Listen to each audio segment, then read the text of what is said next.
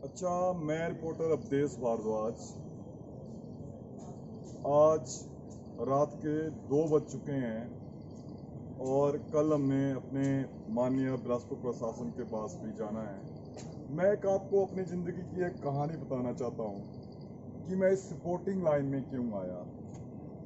और कोई भी प्रोफेशन होता है, बोलते हैं if you want to succeed in your life first of all you should love your profession.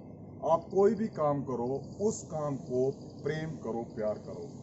मेरे 18 साल के 22 साल की उम्र में मैं काम करने लग गया था, इन द सेंस में कमाने लग गया था। और मैंने 18 साल में मेरा ये 5वां प्रोफेशन है। पर मेरा जुनून हर प्रोफेशन के लिए, चाहे मैंने वो ट्रांसपोर्टेशन का काम किया, चाहे मैंने दुकानदारी की, चाहे मैंने कमीशन का काम किया, चाहे मैं पॉलिटिक्स में गया, चाहे मैंने नौकरी की, चाहे आज मैं एक पत्रकार हूँ, वो जुनून उसी तरह का हुआ था है। एक्चुअली मैं आर्मी में भी भर्ती होना चाहता हूँ। पता नहीं इस आर्मी की वर्दी को देख के मेरे में कौन सी आग लग जाती है। और आज अगर मैं आर्मी में होता तो माँ कसम मैं भी इस हिंदुस्तान के लिए शहीद होना चाहता था। एक्चुअली मैं यहाँ पे तकरीबन 4 साल से जॉब करता था।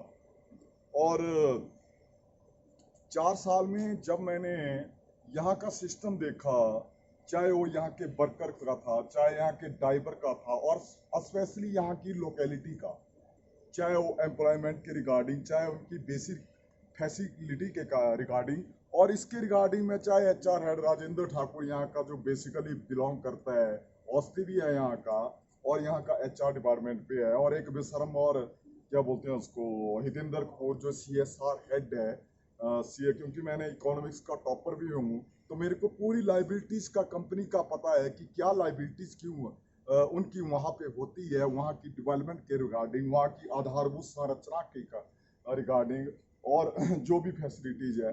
पर मैं जैसे देखता था अभी, चाहे यहाँ की पंचायत ही, चाहे यहाँ के विधायक हैं, वो यहाँ के लिए सिर्फ मात्र नल और ऐसी चीज़ों के लिए ही हमें उलझाए रखते थे, हमारी जनता को। और मैं बार बार इनको आके बोलता था भाई यार, आप जो मर्जी खा लो, आपके पेट तो कभी नहीं भरेंगे, पर कुछ ना कुछ तो इनकी जनता के लिए करो। पर इन्होंने कुछ नहीं किया। हालांकि जनता को क्या करना, यहाँ से 100 मीटर एरिया जो अब क्या बोलते हैं एसीसी कॉलोनी के अंडर आता है, वहाँ पे हमारा थाना भी होता था, वो थाना ट्रांसफर करके इन्होंने परे कर दिया। वहाँ की अकोमोडेशन देखो तो इतनी घटिया है भाई, आप अपेक्षा नहीं कर सकते कि एक 2 मल्टीनेशनल सराउंडिंग कंपनियां, एक एनटीपीसी जिसको भारत महारत्ना के अवार्ड से बार बार पता नहीं क्यों नवाजती है भारत सरकार, और कौन मूर्ख लोग इनको सेफ्टी और हेल्थ के रिवार्ड दे देते हैं। तो इस थाना की इतनी बदतर हालत, और मैंने गोहर थाना की हालत वहां की मैं वीडियो बना के लाया हूँ। क्या वहां पे कॉम्प्लेक्स बनाया है, वहां पे जो एसएचओ साहब है परेश कुमार से, तो ये सारी चीजें, इसके कारण मैं पत्रकार बना। पर जब मैं 8 महीने पहले district general secretary of INTUC बना तो मैंने आगाज फूंक दिया, चाहे वो मजदूरों के बारे में था, चाहे कुछ भी था। और मैं सीडीएस डिपार्टमेंट के अंडर आता था। इसमें स्टेटस पैसे यहाँ पे बहुत घपले हैं। एक पता नहीं नमूना परे से बद्दी का कॉन्ट्रैक्टर है टीडीएस कंपनी का, उसको दे दिया ठेका। वो ना इन वर्करों को हाइक देता है प्रॉपरली, ना ही कैंटीन देता है, ना ही कुछ देता है। तो इस तरह से जब मैंने शुरू किया तो ये हेड यहाँ पे एक राजस्थानी है, राजेश विजयवर्गीय, जहाँ पानी तक पीने नहीं प्रॉपर मिलता, यहाँ पे पूरा वो तानाशाह बन के बैठा हुआ है। क्योंकि यार ड्राइवरों ने भी बाइट दी है भाई, ना उनको जो ट्रक वेलफेयर फंड का पैसा कटता है, 93 पैसा अरबों रुपए पर मंथली या पर क्वार्टरली आता है, तो फैसिलिटी कोई नहीं है। तो जैसे मैंने अपना क्या बोलते हैं लड़ाई शुरू की, तो मैंने पत्रकारों को यहाँ पे इनवाइट किया। और आप अपेक्षा कर सकते हैं भाई, 3 के 3 पत्रकार जमथल में रहते हैं। एक उत्तरांचल से है, और एक उत्तराखंड से है, और एक बेसिकली वहां से, और तीनों बंदे एनटीपीसी में ठेकेदार है। ये कौन सी डिक्शनरी में लिखे हैं? Because we are the 4th pillar of democracy, कि पत्रकार ठेकेदार होते हैं। जो पत्रकार ठेकेदार होगा वो इन गरीबों की, इन मासूमों की, और यहाँ की लोकलिटी की समस्या कौन उठाएगा? ये बहुत बड़ा प्रश्न है कि आज हमारी पत्रकारिता एक ठेकेदार के रूप में सामने आई हुई है। तो जब मैंने उनको बुलाया यहाँ माता के मंदिर में, तो मैंने बोला भाई हमारा बच्चा यहाँ से after getting BTech MBA MCom MCA is going to Delhi just 10,000 के पैकेज पे जाता है और वहाँ पे अकोमोडेशन का खर्चा 9,000 होता है ये लिख। तो बोलता है मैंने ये लिख सकता। मैंने बोला तू तो दल्ला है, दफा हो जा। फिर चलो उन्होंने एक न्यूज लगा दी मेरी।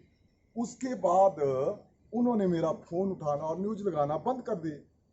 और उन्होंने जैसे ही बंद किए तो मैंने गुग्गा जहारपी को मत्था टेका भी परमात्मा एक ऐसा चैनल कोई भी मेरे को टकरा दे जो मेरी पुकार सुने, मेरी गुहार सुने, मेरी हर एक यहाँ की आवाज बुलंद करे। और मेरे को एसएम का ऑफर आया, ऑफर नहीं आया मेरे को फ्रेंड रिक्वेस्ट आई और मैंने उनको 3 बार यहाँ पे विजिट करवाई और पर विजिट का 4,000 रुपये खर्चा आता था। पर जब मैंने यहाँ पे बाइट दी तो वहाँ पे भी थोड़ा बहुत ही मतलब हंगामा मच गया। उन्होंने मेरे को ऑफर किया इसका पत्रकार का। तो फिर शुरू में मेरे को वैसे अटपटा लगा पर मेरे को यही समझ नहीं आया नहीं भी मैंने 3,000 अब हमीरपुर से टीम आएगी तो उनकी गाड़ी का भी खर्चा होगा, रहने का भी होगा बेचारों का।